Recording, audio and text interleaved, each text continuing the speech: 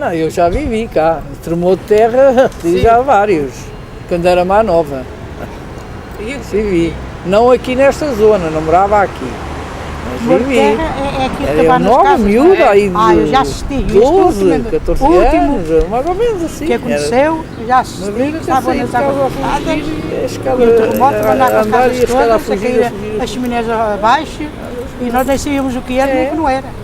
Depois de virmos para o Largo de Martim Moniz, é que toda a gente soube aquilo que era.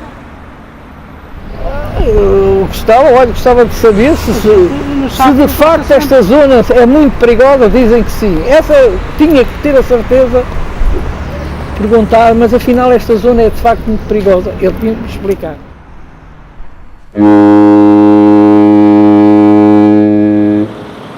Essa é a experiência de um abalo sísmico muito fraco, aqui há 2 ou 3 anos talvez, à noite. Portanto, acordei à noite, porque na altura estava grávida, posso-lhe contar a história, e não fui eu que acordei, foi o bebê que acordou a pontapear na minha barriga. Acho que por estar num ambiente líquido sentiu mais do que eu, com certeza.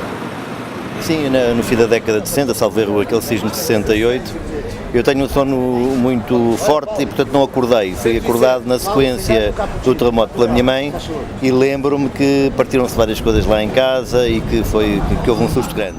Não tenho uma noção clara do que é que eu poderia fazer em minha casa para minorar, digamos, as consequências de uma situação sísmica. Havia de haver mesmo uma vestoria todos os anos, ou 2 em 2 anos, por um curto espaço, da parte das juntas de freguesia, por exemplo. Das autarquias? Das autarquias.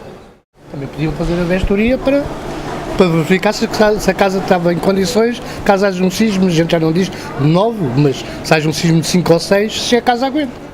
O Estado, neste caso o Parque Escolar, tem previstas contingências em casos de sismos, por exemplo, para as escolas, porque se acontece o sismo durante o dia, portanto, eu acho que as escolas têm que ter planos de contingência, não sei se existem, não sei. Isso preocupa-me mais do que a mim própria, porque o meu filho está na escola, os meus 2 filhos estão em escolas diferentes, estão todos os dias na escola, portanto isso preocupa-me mais. De resto, acho que essa era a pergunta fundamental, sabe?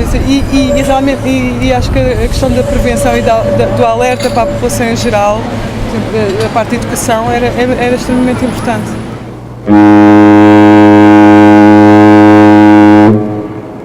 Mais seguro do que estas aqui são casas muito antigas, já foram casas com outro tipo de construções, certo que é mais provável que estas aqui venham aqui as outras.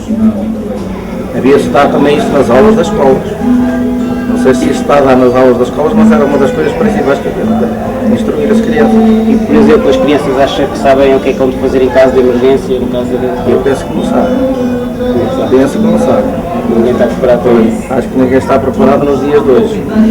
Embora já se tenha falado sobre isso, mas é um bocado difícil compreender essa situação. E quando isso acontecer, muita gente vai ficar debaixo dos escombros precisamente por não saber.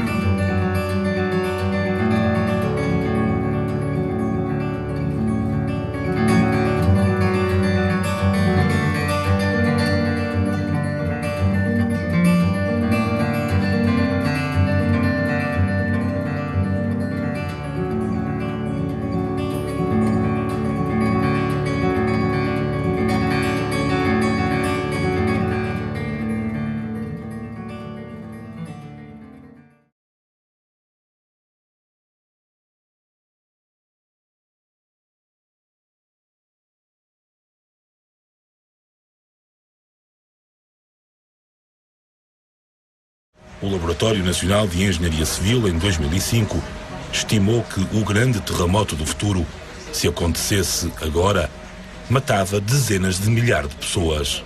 É uma tragédia anunciada por causa da falta de resistência de muitas construções.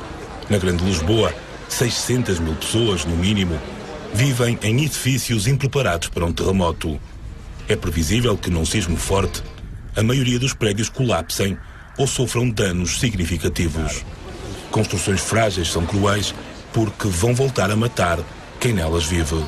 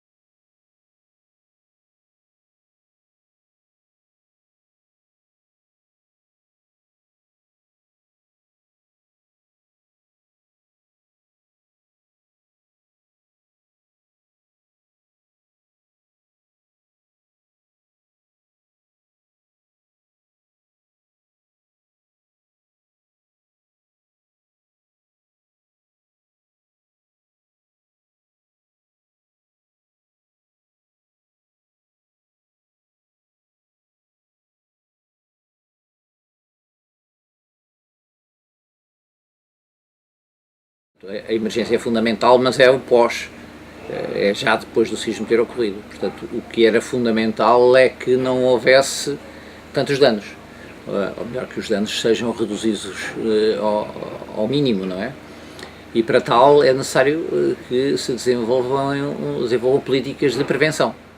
Se diz $1, ou se quiséssemos €1 aplicado na prevenção, vai render 10 euros no dia em que há um acontecimento. Portanto, há uma rentabilidade muito grande digamos, desse investimento nos cuidados primários e paliativos, etc., não é? Quando dizemos tem que ser um técnico de engenharia estrutural a olhar para a construção e dizer, digamos, se o projeto que está feito de acordo com, digamos, com as regras, mas muito virado para a parte nova. Para a parte antiga, portanto, casas existentes, que é, digamos, aqui é onde se põe mais o problema, não é? Torna-se difícil. De facto, há regulamentação, mas a regulamentação é para as construções novas. Para as construções antigas, essa regulamentação não existe. Existem, a nível europeu, algumas indicações, mas é preciso agora passar para uma regulamentação para o caso português e ver como é que isso é. Portanto, é uma falha que tem que ser acabada, digamos. Era preciso mudar um bocadinho no sentido de lhes dizer, cuidado, que se calhar a sua casa não está tão bem construída quanto devia. E esse ponto eu creio que as pessoas ainda não sentiram bem esse problema, quer dizer, tomam um bocadinho como garantido que as casas, quando são construídas, são boas, não serão, digamos, propriamente à base, digamos, para conseguirem suportar os sismos, mas elas são suficientemente resistentes para que não colapsem. E houve-se muita gente até dizer, não, a minha é boa, nunca teve problema nenhum e tal, sem terem qualquer ideia do que é que isso queira dizer. Portanto, elas assumem, eu acho que assumem que as casas são construídas bem, principalmente as novas, não é? E, portanto, há aqui, se calhar, algum desconhecimento de que nem sempre é assim. Ou seja, a opinião pública, de facto, não está consciente de que é possível reduzir muito significativamente a dimensão dos estragos e das consequências dos sismos. Muitas vezes ouve-se aquela frase que não podemos fazer nada, o que é completamente falso. É evidente que podemos fazer. Não é dessa forma, não é através das ações durante o sismo ou depois do sismo que se evita o pior. É antes do sismo, construindo edifícios e infraestruturas que tenham capacidade para resistir aos sismos. E isso é possível com os conhecimentos atuais. E a imensa maioria dos mortos que ocorrem nos sismos ocorrem devido ao colapso das construções. Uma primeira avaliação, até o próprio cidadão, se estivesse informado, podia fazer, que é saber a altura do edifício, o número de pisos, a data em que foi construído, e a partir daí tem um indicador. A partir, mais do que isso, obriga a intervenção de um engenheiro, mas digamos, eu creio que o essencial, pelo menos um indicador, não uma garantia, mas um indicador da resistência sísmica de uma construção, pode-se conseguir com uma vistoria, em que um engenheiro com conhecimento da data de construção, que é associado aos materiais, às técnicas e à regulamentação existente, da altura do edifício e da existência ou não de irregularidades estruturais no edifício, fica logo com uma primeira indicação do que é que pode ser a resistência sísmica do edifício. Mesmo assim, ainda pode ser razoavelmente variável, porque nós não sabemos depois a qualidade do que está feito daquilo que não se vê.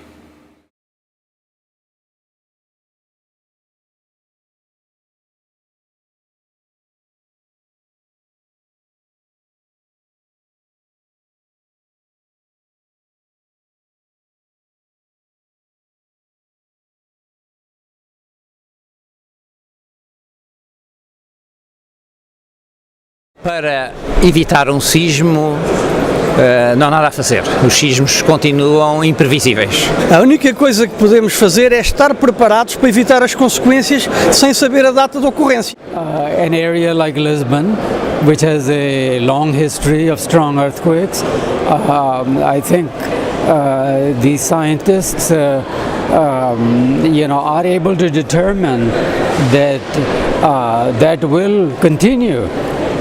That strong earthquakes are likely to occur, so that's why we should prepare for them. So prevention is not in the realm of science today possibility, but definitely reduction of losses, lives and destruction to property, that can be minimized, and the level of information available, science development, that definitely is day by day going towards reduction of these losses. Não devemos ter objetos pesados em sítios altos, portanto não se deve meter um vaso cheio de terra numa prateleira, porque aquilo pode cair nas costas de uma pessoa e partir-lhe a espinha, ou rachar-lhe a cabeça ou qualquer coisa do género. Digamos, armários, também é bom, se possível, que sejam presos às paredes. Pratos e vidros, etc., comecem a cair das prateleiras, e se uma criança pequena está na cozinha, pode ser gravemente ferida com situações desse tipo. Saber o que fazer, saber que deve desligar a luz e o gás imediatamente para evitar situações mais graves que possam vir. Está pronto a abrir as portas, porque as portas podem ficar empenadas e a pessoa depois fica presa, e portanto saber o que fazer logo no imediato, não é? Mal acaba o sismo, para ir para sítios que sejam seguros, portanto sair após o sismo, sair o mais depressa possível, porque pode haver uma réplica ou haver um fenómeno ainda mais forte a seguir. Tentar sair para a rua com um rádio com pilhas para ouvir as instruções da Proteção Civil e procurar abrigo num sítio onde não haja nada que possa cair em cima. The safest position is just to get under a table or something, or a door frame or anything, just to protect yourself from those different items. Precaverem-se, tentarem-se defender debaixo de uma zona que pensem que seja mais resistente, e para isso é que ter o projeto é fundamental, e ter alguém que lhe diga, olha, esta zona é mais resistente do que aquela, etc., não é? Suppose the kids are in schools and wife is at home and I'm in the office, so where is the point where we are going to meet, and how we will be in the very disturbed environment without telecommunication, without the cell phone, where we are going to meet together. In many places that they have trainings to escape. And there are regular training. Yes, it is. Yes, and that is important. And also people are very well prepared. I found New Zealanders are being very well prepared. They practice at school from like preschool all the way to university, all the way to work. And actually tonight in New Zealand, on Wednesday 26th in New Zealand, so it will be like Tuesday night for us here in Lisbon. So New Zealand is participating to a national shakeout drill.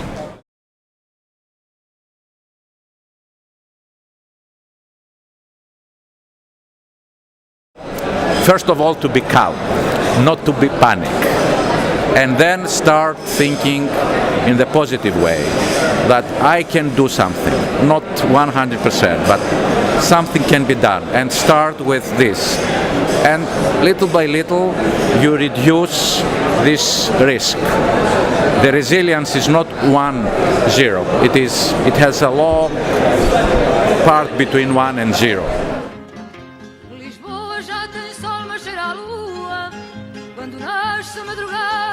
pratateira e o primeiro elétrico da rua faz coro com as chinelas da ribeira. Se chove cheira a terra prometida, procissões têm cheiro a rosmaninho. Nas tascas das vielas mais escondidas cheira a iscas, coalas e a vinho. Um cravo numa água furtada cheira bem, cheira a Lisboa. Uma rosa a florir na tapada cheira bem, cheira a Lisboa. A fragata que se ergue na proa, a varina que teima em passar, cheiram bem porque são de Lisboa. Lisboa tem cheiros de flores e de mar.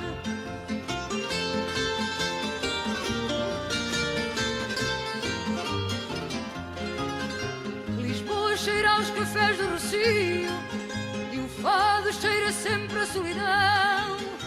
Cheira a castanha assada se está frio, cheira a fruta madura quando é verão.